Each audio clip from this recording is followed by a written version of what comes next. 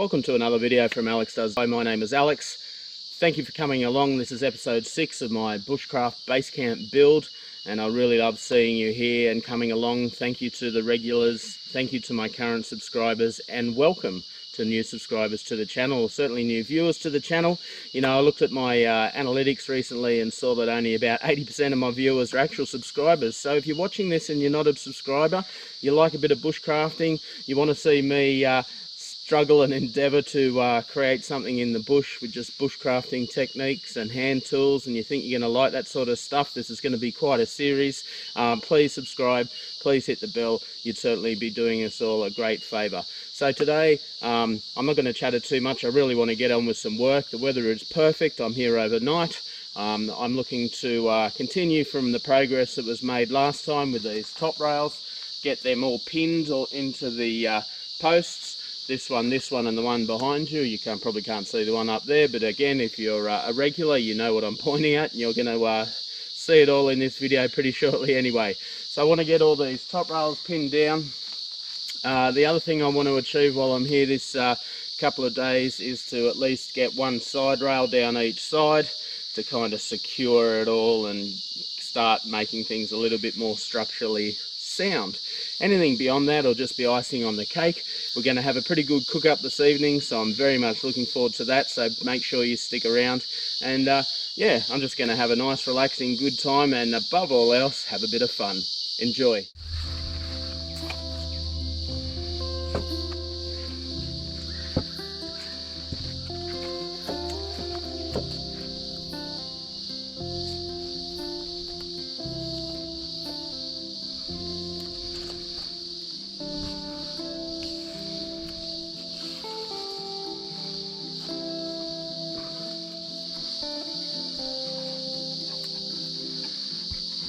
I mentioned previously that I needed some sort of ladder to get up to this top ridge beam there to be able to work on it and drill my holes down for my pins. So I thought rather than make a proper ladder, I made a tripod. So this is what I've done, and I've got kind of gradually increasing rungs on each 3 sides. I kind of thought this might be a little bit stronger than just a standard ladder. Of course, the one big thing that's going to be letting it down is my completely atrocious knot tying ability. But anyway, theoretically I think it's going to work. So I haven't actually tried it yet. So yeah, I don't know if I'd bet my life on it, but let's see how we go, alright?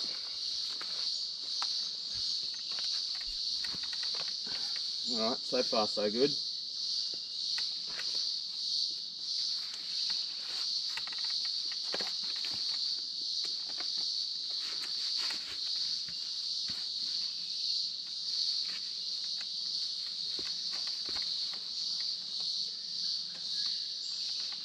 There we go, bloody beauty. It gets me up here, plenty of height. Feels relatively solid.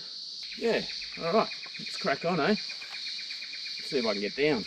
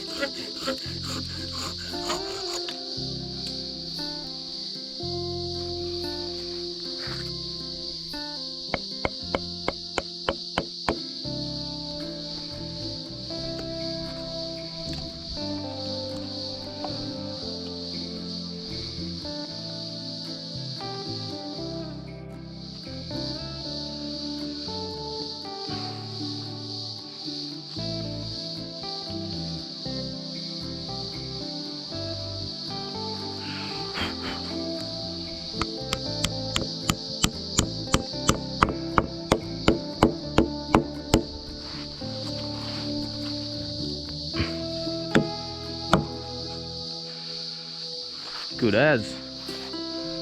What do you reckon? Alright, well that method of splitting the dowel at the bottom and putting a wedge in and then driving it into a blind hole so that it spreads the bottom of the dowel and holds into the post worked really, really well. And then obviously, as you just saw, putting a wedge into a split in the top of the dowel, that's really, really secure. So I'm quite happy with that. So I've only got to do that now 6, 7, 9 more times. Oh, let's crack on. I'll do the other high one first.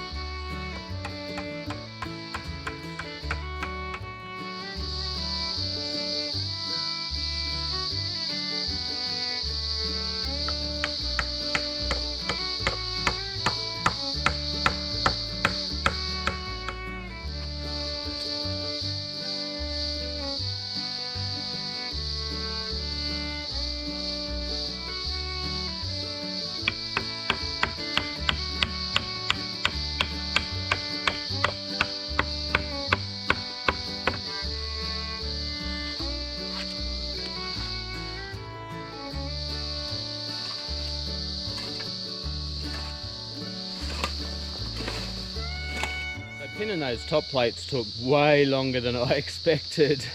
Someone needs to come up with some sort of device that will spin the auger for you, like you put it in a thing and it spins for you. You just kind of press a button and doing it by hand, yeah, it takes a while, a lot longer than I was expecting. I started at 10:30.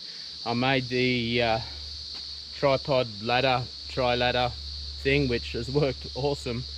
And then I did, so the 10 poles are now done. They're all, these are all done, fixed. They're not going nowhere. So quite happy with how well that's worked. But yeah, doing the 10 poles, it's now just almost 4 o'clock. I've obviously also just spent a little bit of time making a fire ring. I decided to put it outside the footprint of the structure today because I found last time with my tent in here the fire got a little bit close, and I did it sort of a little bit more substantial than I normally would, just because it's a little bit breezy this afternoon. I wasn't expecting that. Anyway, so I'm really glad that's done. It's yeah, like I said, it's 4 o'clock now, so that took quite a few hours to get that done. Other than that, I did a bit of house cleaning, swept up. I thought that'd be a nice idea, make it a little bit more comfortable. So I want to get a fire going now. Like I said, it's almost 4 o'clock. Give it an hour to die down to some coals, and then we'll get some dinner happening.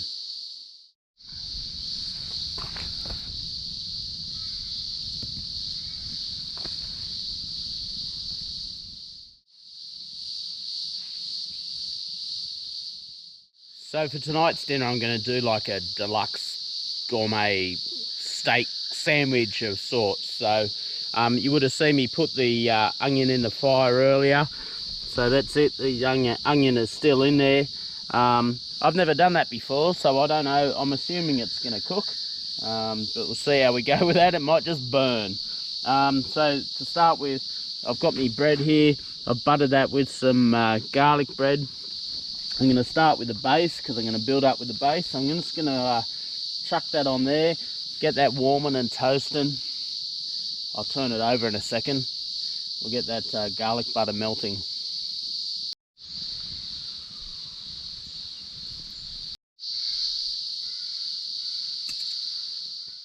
Alright, let's get that off.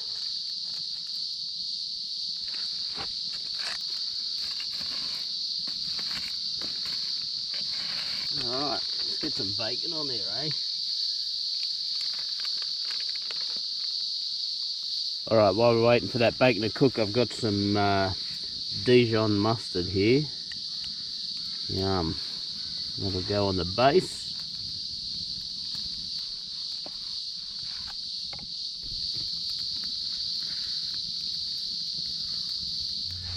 Alright, let's get off this last bit of bacon. Ooh, nice and crunchy.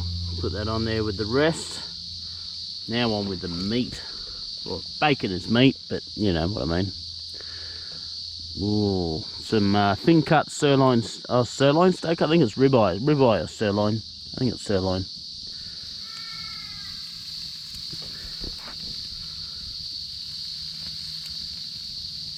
That'll just take a minute.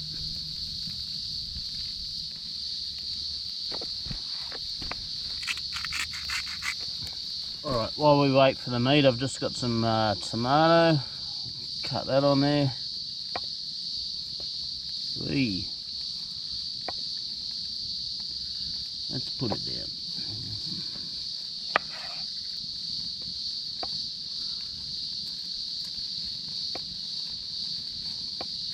Alright, let's turn this one over.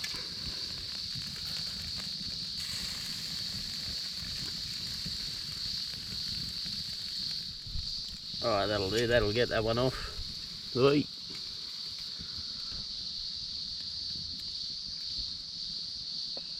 That on there. Let's go another one.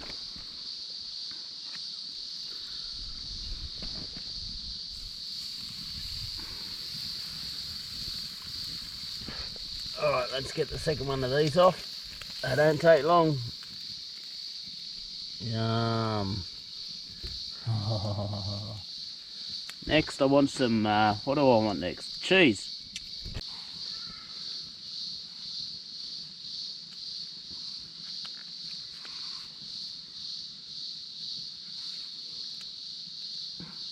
Let's get the top toasted.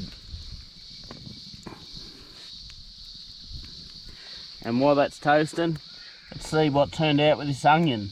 No idea how this is going to turn out.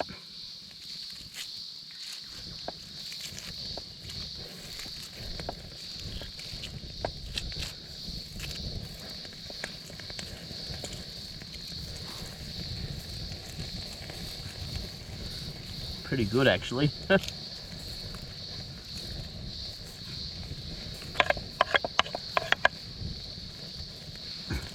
Yum.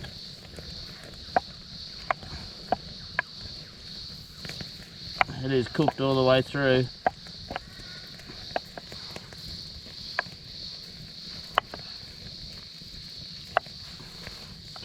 Put some of that on there.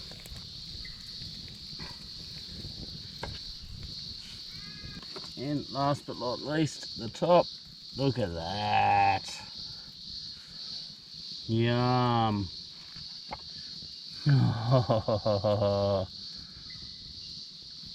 Let's get into it. Look at the size of it. Holy cow. Look at that. Yum. It doesn't fit in my mouth.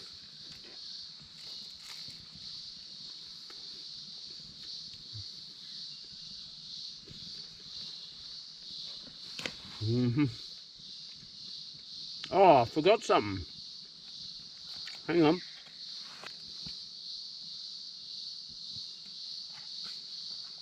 Mayo. All right. Now, look at that. How good is it? Yum.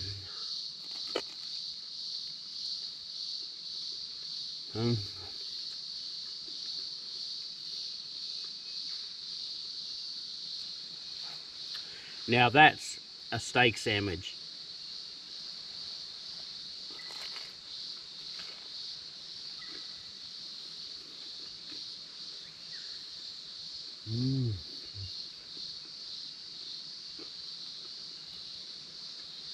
Man, that's good. Cheers.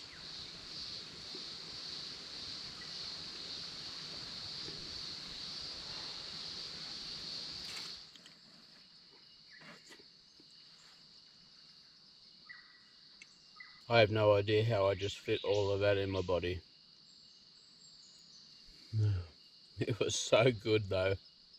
Next time I cook, cooking the onion directly on the fire, bang on.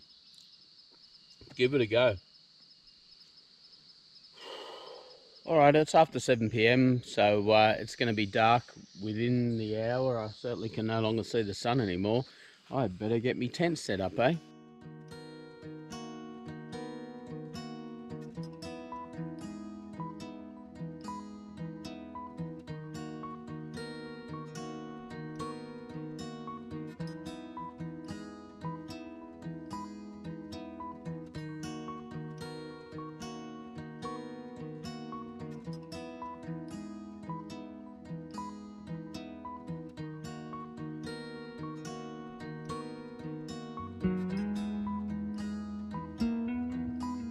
There we go, the poor old tent set up, but still completely wet from last week.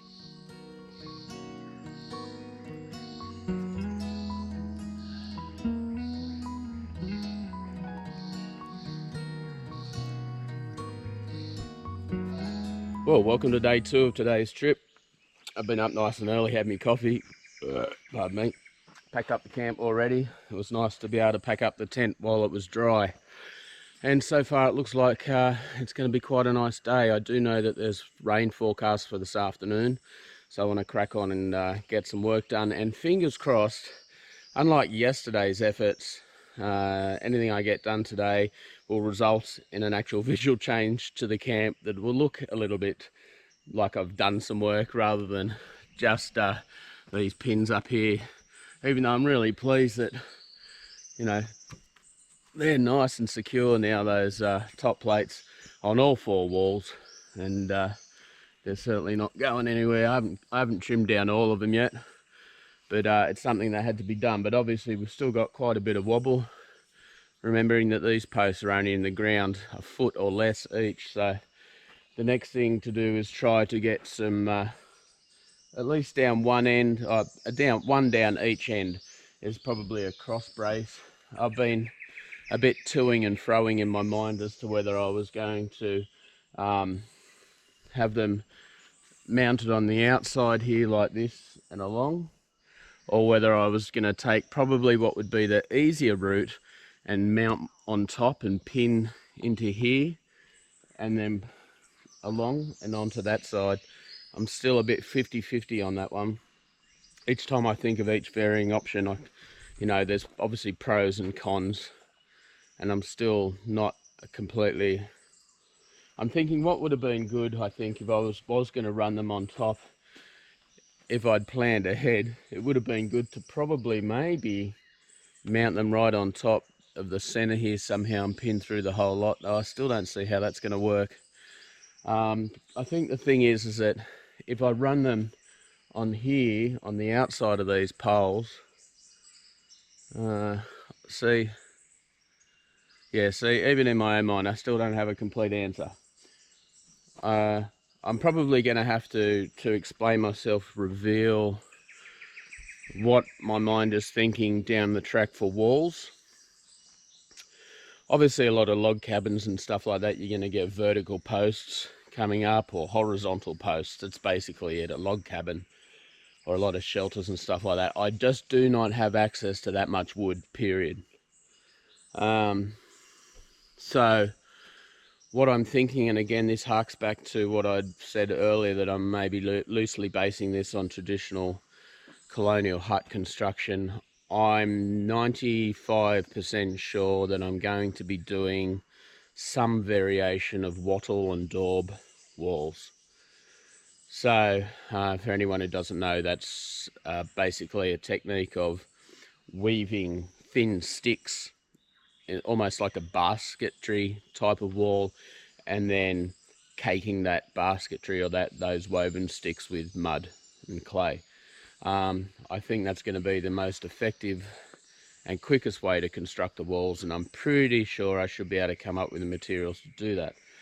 To do that though, it does mean that I need along both the bottom and along the top, in line with the wall, I need a rail for this.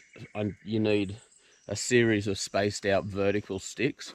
So I'm thinking I need a top rail that I can drill holes into, that those sticks can sit into, top and bottom. and they need to be in line with the posts. So if I was to go and put one up here, I still need one here. Does that make sense? So I'm thinking if I have to have one here anyway, I'm best off tackling that first. Now, if it wasn't so important to structurally tie these in, I could just use short pieces directly in between here. That would be the easier option. So maybe check a piece out of here, and then check a corresponding piece out of here, and then slot a short piece across there, for example. But that doesn't prevent a lot of the sideways movement. And so I'll do that on the bottom probably. But on the top, I really need to tie these walls in this way, because with a gable roof obviously coming down like this, it does put a lot of outward force on your external load-bearing wall. Not that I'm a builder, so if that's incorrect, feel free to correct me in the comments. But that logically, I think that's how that works. So I want a rail down each side along the top that's going to prevent this pushing outwards. Anyway, that's enough explaining. Like I said, I'm no expert, I'm no builder, I'm just applying a bit of pragmatism and logic. But to do any of that though, I want my sawhorse back. So I've got one leg there I can still use. The other two, yeah, I don't know, I'm gonna have to figure that out.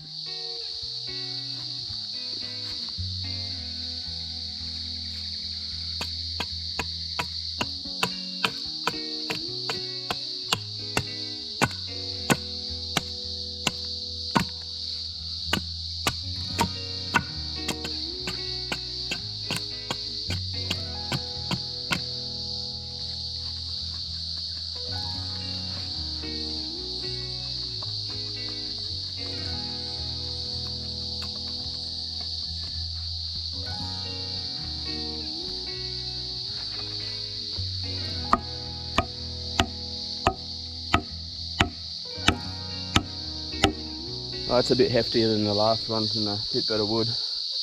2 more to go.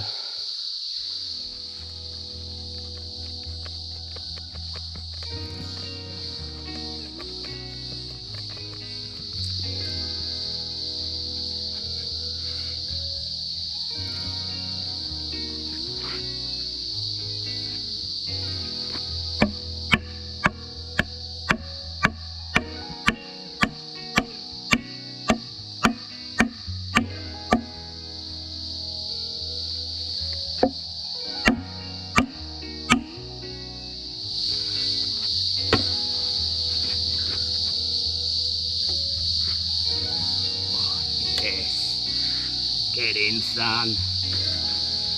We're back in business.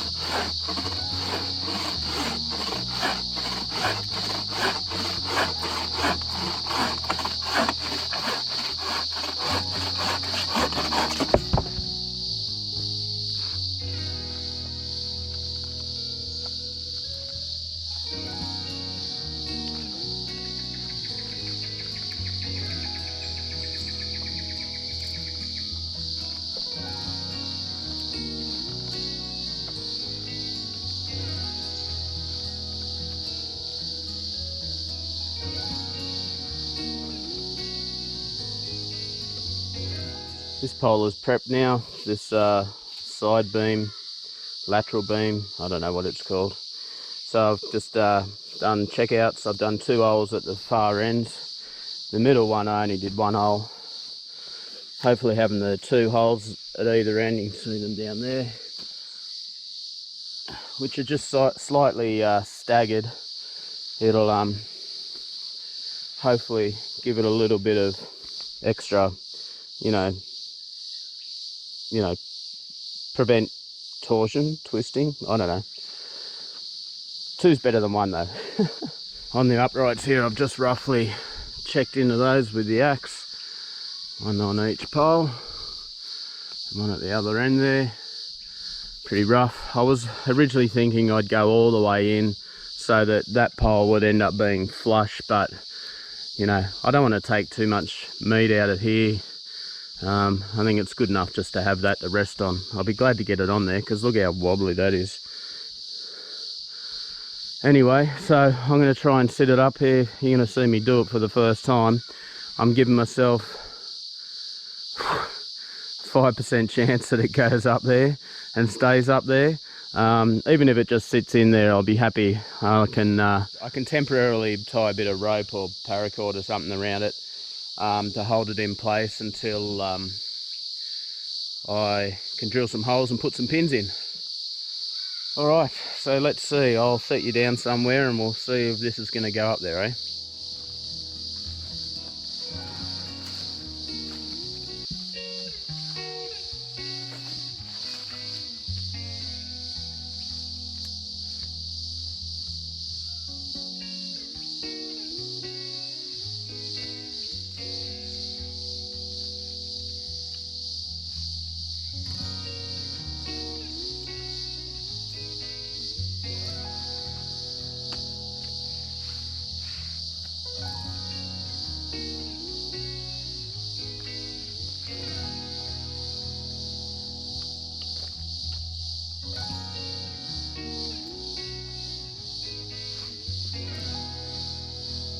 Alright, well it's not going to stay there obviously like I said, but yeah, lines up good enough. So that wood's so bloody heavy. So I'm going to, like I said, I'll get some rope around it and see what I can do to try and hold it up there so I can then put the pins in. I've got the rope holding it up now in place, and it's certainly good enough. Good enough for me. Good enough is near enough is good enough. So yeah, no worries at all. So what I've got to do now is at the either ends I'll do the 4 pins, or I might just do 1 pin at each end and then do this pin, I don't know. But that's the next job on the list. Let's get those pins in and then I can take that rope off and then we'll have that in place. It will certainly give the structure a lot more rigidity, which would be good because these, especially these centre poles, they're quite wobbly. Alright, so I've drilled this hole here. I'll just show you again how these wood dowels work. So just got a split in the end with a small wedge, and so obviously once that hits the bottom of the hole, because this is a blind hole, doesn't come out that side, it only goes to about there, about halfway. So this goes in the hole, it bottoms out on the wedge, and as I hammer it in, obviously the wedge is forced up into the split, which then, you know, spreads the dowel in this direction, and then you get like a friction fit to the sides of the wall of the hole. That's the idea anyway.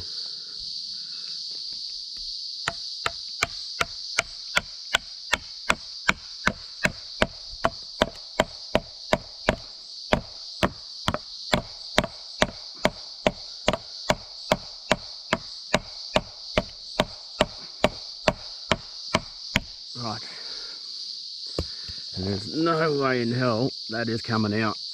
That is solid as. So we just chop the end off now, put a split in it and do the same thing.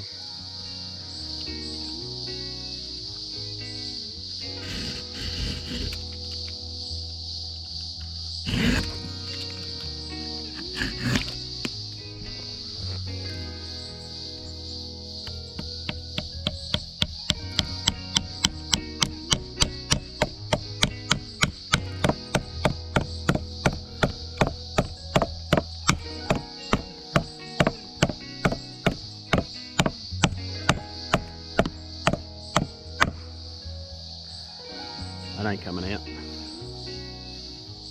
There's that pole now completed, just the one. Man, that's a lot of work, that drilling by hand. Really takes it out of you, especially going into this hardwood, which I'm pretty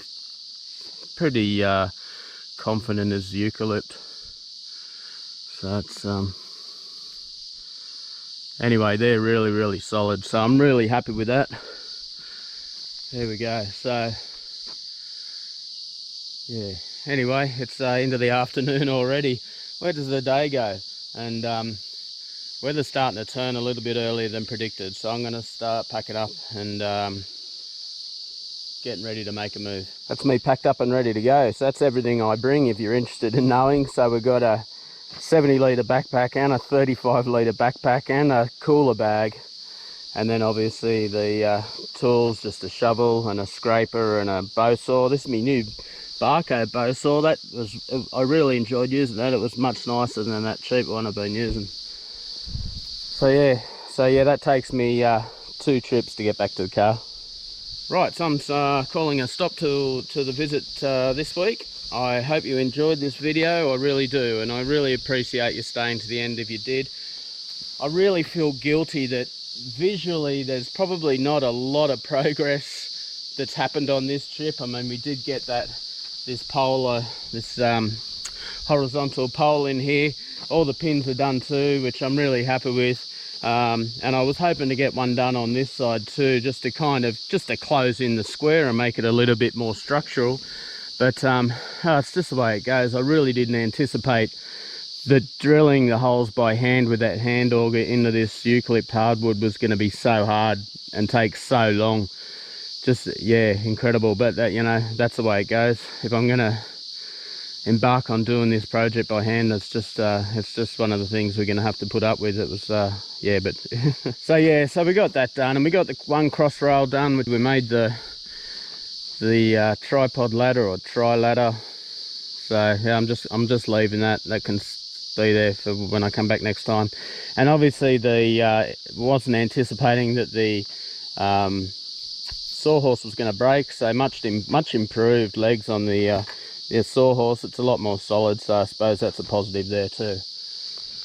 Alright, well, the weather doesn't know what it's doing at the moment. One minute it's bright and sunny, the next minute it looks like it's going to start raining. I wasn't anticipating any rain, so I didn't bring any wet weather gear with me, and I don't really want to sit it out in the rain for the last couple of hours. And in all honesty, it's not going to be too long before my kids are expecting to hear from me, which is something I do as a safety tip, because where I'm coming, or a safety precaution. So rather than a tip, it's a safety tip for you. So as a safety precaution, because of where I'm here at the moment, there's no mobile reception. So if I want help, I can't really call for help unless I activate my locating beacon and get a helicopter to come and pick me up, which would be a lot easier than driving away. So yeah, so I just let my kids know when I'm coming out and what my expected time leaving is, and that if they know that if they don't hear from me by that time, then they can start, you know, putting things into action to kind of figure out why I haven't, whether that be they come out here themselves, they do have the GPS location of this site, or obviously they can call emergency services. So anyway, there we go. So that's another camp done, another week done, a little bit more progress on the build. It's getting there, so I'm really looking forward to getting this next piece on and then seeing where I go from there. So again, thanks for coming all the way to the end. I hope you enjoyed this video. If you want to see how this turns out and you haven't already done so, please subscribe, please hit that bell for notifications. I'll see you next time.